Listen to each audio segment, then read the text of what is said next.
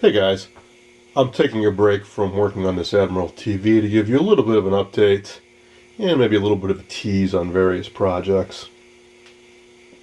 A couple friends stopped by the other night and they really helped me out to rearrange and reorganize things. If you recall, in my workshop, which is very small, I used to have a Philco 3710 console radio here and a Philco 3930 tabletop on top of it, and then above that just wasted space. Well, what we did is we relocated a bookcase that's about 7 feet tall into this space, which is really going to help me out, I think. So I got an area to store precious speakers and the clock for my WR8 and so on, things that I want to keep out of harm's way up here. Got all kinds of great service manuals in here. And amazingly, that Bel Air combo TV clock radio fits perfectly into one of these shelves. And below that, still a work in progress. Got a bunch of paperbacks from my youth when I was reading a lot of sci-fi and fantasy. Got some of my West Clock Moonbeam clocks, which I really need to do a video on someday. And got various spools of wire, my Sencor CR70, TV chassis, and so on. Well, at any rate, this will give me a lot of extra storage space. And now that I'm working on this TV, which used to be in that corner, this corner is now free. So maybe I can kind of slide the Granau over into that corner and put something else here, or slide the GE802 over and put something else here. Because I'm so limited on space, I'm constantly trying to maximize the usefulness of the space I've got. So, with this bookcase out of the way, we were able to do a more ambitious project, which is in this room. That bookcase used to be in this corner, and this huge shelving system used to be over here, which was blocking my access to the windows and blocking the access to the bookcase in that corner. So what we did is we rotated this 90 degrees, so now it's in this corner. Now, unfortunately, because of this stupid heating unit and chimney here, we couldn't push this all the way back. We're wasting about 6 or 7 inches, but still a better setup. Because, believe it or not, there is not a single outlet anywhere along this wall. So when I had all my sets displayed over here, I couldn't actually plug any of them in. Not easily anyways. But there is an outlet right back in there, underneath that old Reproduction Metropolis poster. So I've got a power strip I plugged into that, so now I can actually hook up some of these sets. Sorry for the dim lighting as usual, I'm recording a video late at night. I also rearranged some of these sets a little bit. This Emerson Bakelights that had been neglected in a pantry for too long, so I pulled this out. And when I get around to it a bit later, I'm going to rearrange some of these other sets. I think I got a few too many Motorola's on display. I got 4 of them in the center here, so I want to mix things up a little bit more. Well, with that out of the way, it freed up some space over here, which allowed me to finally bring in this big old 16-inch Admiral. This is one of the few sets I've got that I have never pulled the chassis on. I recorded one video the night on it. I recorded one video on it the night I brought it home and haven't looked at it since. So very soon I'm going to pull the chassis on this, and I'm curious to see what kind of state it's in. And if you think you're seeing double, well, not quite. This is a set I did a series of videos on, the Admiral T102. And yeah, the chassis is out because I want to do a little bit of tinkering with it. A couple weak tubes I want to replace, and I want to do an alignment on it. Now this is a very recent acquisition, which I will do another dedicated video on. Now if you look close, they're not quite the same size. This is the 14-inch version, and that is the 10-inch version. But they have exactly the same chassis inside. A friend, well actually, it's kind of a funny story, which I'll talk more about in another video, but at any rate, I ended up with this set, and I'll talk more about it later. And now I can get easy access to my RCA 630 TS. This is one of the first TVs ever made. And my Hallicrafters. And this is also another tease.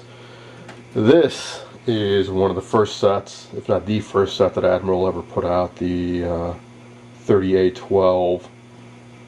I did a video on this when I first got it, and if you recall, it was stripped down, and it was coated in polyurethane, and it was very light colored.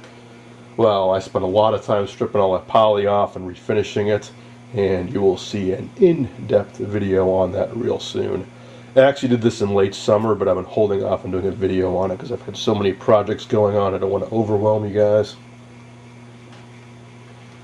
Now this box just happened to show up tonight, and what I hope is in here are some tubes that will work in this Philco 38.7 chairside chassis. If you remember, I refinished the cabinet for this. Well, this is the actual radio that goes inside that cabinet. It had the chewed up sockets on it. Well, these are the right tubes that can fit into these sockets when they're not chewed up. These are the glass type rather than the metal type tubes. It's not a full set, but it does have a 6F6 and a 6A8, which are the two hardest tubes, it seems to me, to find in this base style. So pop this open in a moment, and hopefully they'll be good and I can use them in that radio. Oh, let's see what else is going on. Oh, here's the Westinghouse WR8 that I know everybody wants me to get back to, and I assure you that I will. Likewise, the Predicta. I do have all the parts for the Predicta. They are in two batches, because I screwed up initially. I think this is the main batch of parts. And one of these is a secondary batch of parts. Yes, this is. I will go over this in detail because locating all the best parts for a TV like this was a bit of a challenge. For example, this is a 1000 volt mica cap. I read a lot of other restoration diaries and blogs online, and I'm hoping I can learn from all their experience about using the right parts and the properly rated parts and so on. Here's some thermistors and so on.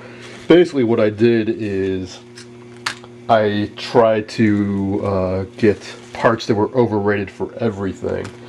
If they called for a 2-watt resistor, I used a 3-watt resistor. If it was a 1-watt resistor, I got a 2-watt resistor. If it was a 500 volt cap, I got a 600 volt cap, and so on. So, because I've heard about how notorious these sets are for failure and how difficult they are to pull out to service, so I splurged a bit and got some really expensive high quality parts, so hopefully the set will keep running for some time to come. Now, with all this space freed up in here, plus my use of the attic, there's not much left out here on the back porch, which is a nice change. Speaking of changing, I know I did a video not too long ago where I was actually working out on the back porch because it was such a nice, warm, sunny day. Oh, those days are over. Winter has returned with a fury. Was down to about 5 degrees last night. It's currently, maybe 10, 15 degrees, and we got about 10 inches of snow today.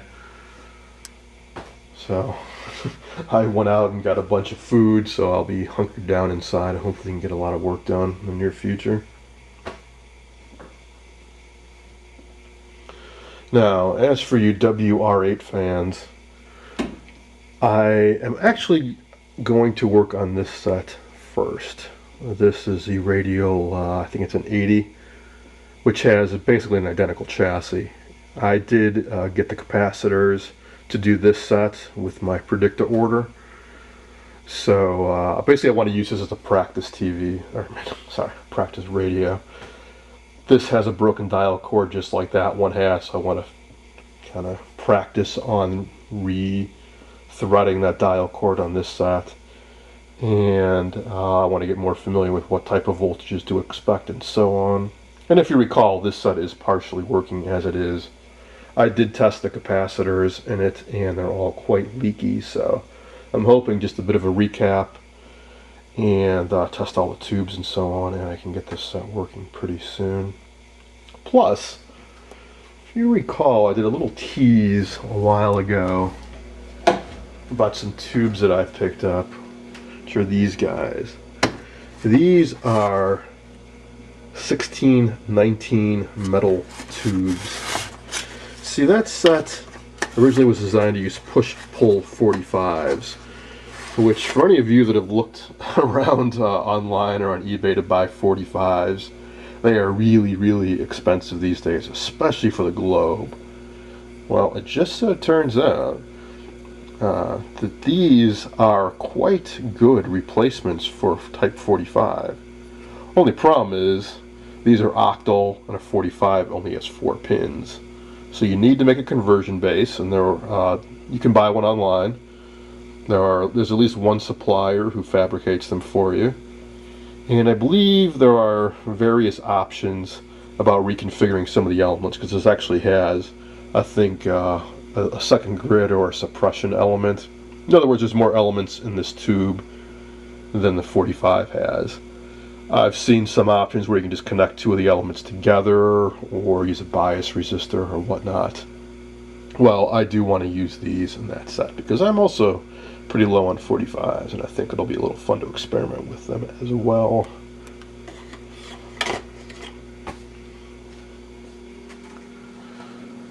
So that's about it. I want to continue cleaning up this area and rearrange my sets to maximize the use of space here. And I'm going to try to catch up with some of my old projects as quickly as I can, and then I want to launch into this Predict the Holiday set. And that's all for this update. Oops, I almost forgot I wanted to include the unboxing of this tubes in this video. So I hope nobody tuned out too soon.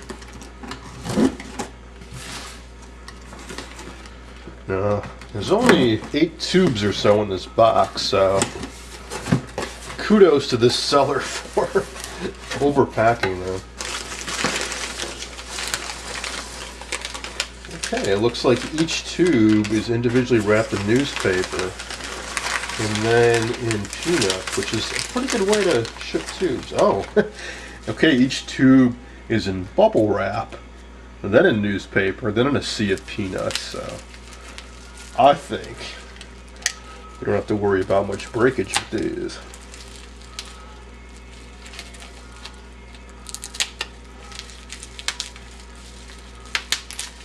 Now the really sad thing is I also ordered a couple other tubes. I think they were 6K7s, 6J7s, something like that, which also would work in this radio. And post office tracking shows that they were delivered, but I never received them. I suppose I can go down to the regional distribution center and bitch and have them look around, but I just don't have time to do that right now anyways. So here is a 6F7, which I don't think this radio uses, but it's a nice tube to have. Let's see, what else do we have?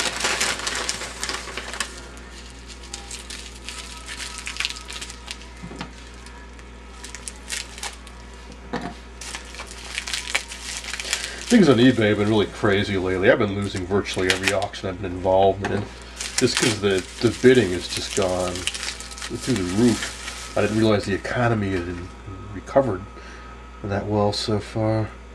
Alright, here is the 6F6.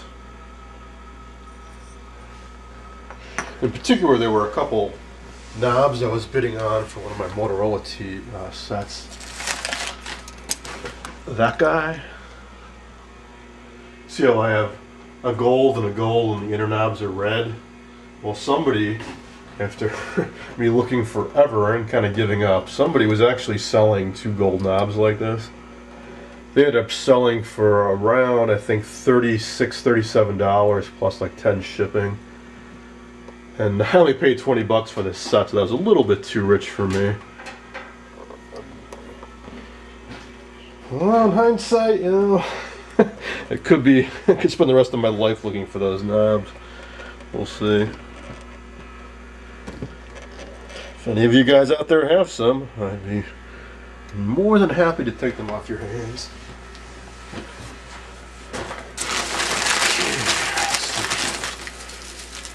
I think I'll pause the video while I open up the rest of these, and then let's see if these tubes are actually any good.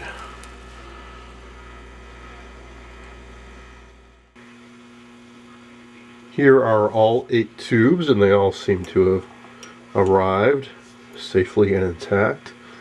This is the one I really care about, the 6A8G. Now, if you're wondering, why do I care so much about these particular tubes? Well, I'll show you.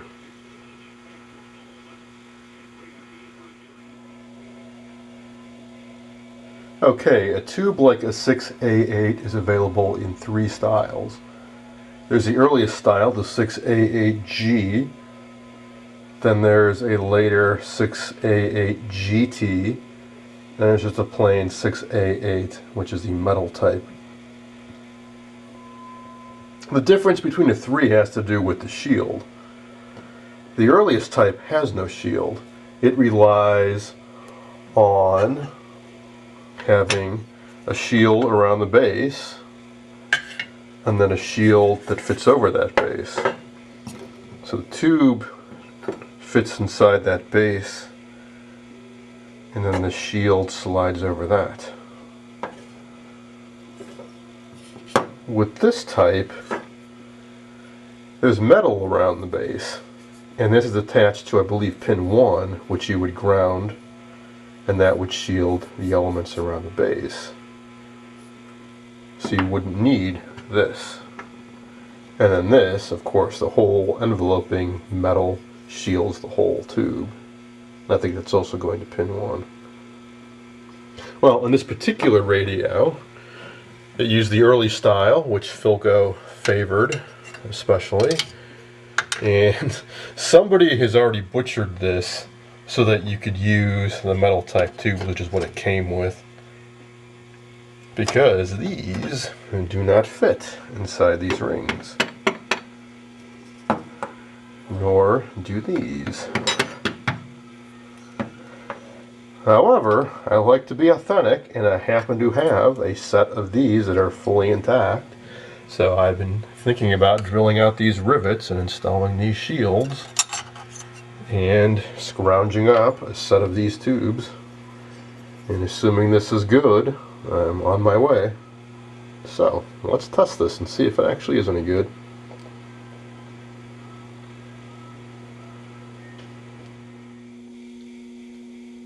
I fired up my good old triplet 3413B. It's a great all-around quick and dirty emission tester. It's got lots of tubes listed in this scroll chart here. 6A8, a circuit 2, 6.3 filaments, C-load 31, up 6, down 7, 8. 6A8, it's a special tube because it's used in the front end. It's the combination oscillator and converter tube. So you see it's got tests 1 and 2 on here. So there's actually two active elements inside this tube. So it goes in the octal socket here. The needle dropped, always a good sign because that means it's drawing juice. And yes, I do see a filament glow. I'll let that warm them a bit. Let me check for shorts. On this tester, you do that by doing this and this, watching the short light. Alright, no shorts. Oh, I'll see if I hook up the plate or the grid cap.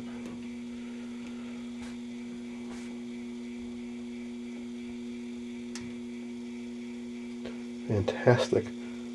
I do have some 6A8s and other styles, like the all metal style, and they're pretty weak. So far this is the best testing of any I've got. Let's see, for the other mode, C load 40, up 340, and again down 78, shorts.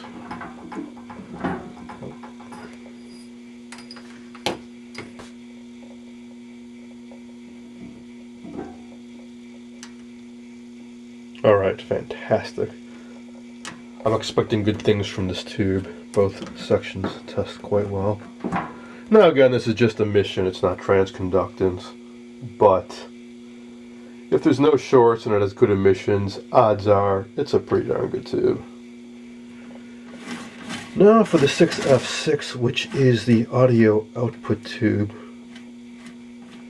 I think the 6V6 or 6L6 was kind of the successor to this. The Philco tube, the Philco radios I really like from the mid-late 30s. I use these typically for the output tube. So my 3710 console, my 3810 bullet, and of course this 38.7 chair side all use a 6F6 output tube. 3, 32, 3, 4, 5, down 7, 8. Alright.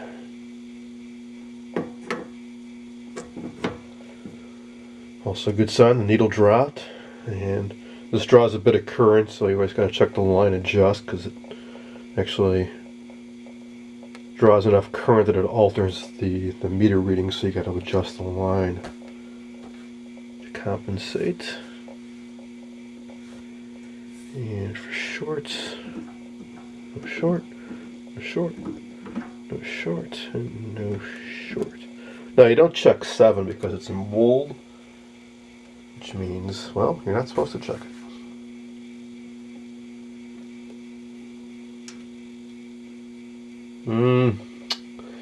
Well, it's not great, but it's good. It's still climbing a little bit, so I'll let this warm up a little bit more and then test it again.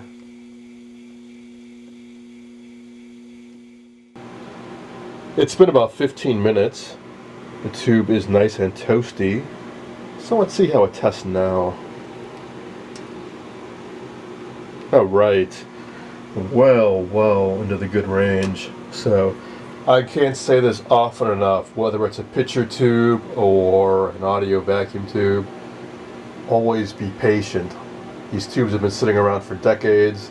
Let them warm up for a while before determining whether they are really good or bad. Alright, so I have got myself at least 2 good tubes for that chairside radio. First though, I've got to finish this TV and my Philco 643, and then maybe I'll start on this, and then maybe the Predicta. Who knows? We'll see. I hope you enjoyed this update, and there will be more videos coming real soon. That's all for now.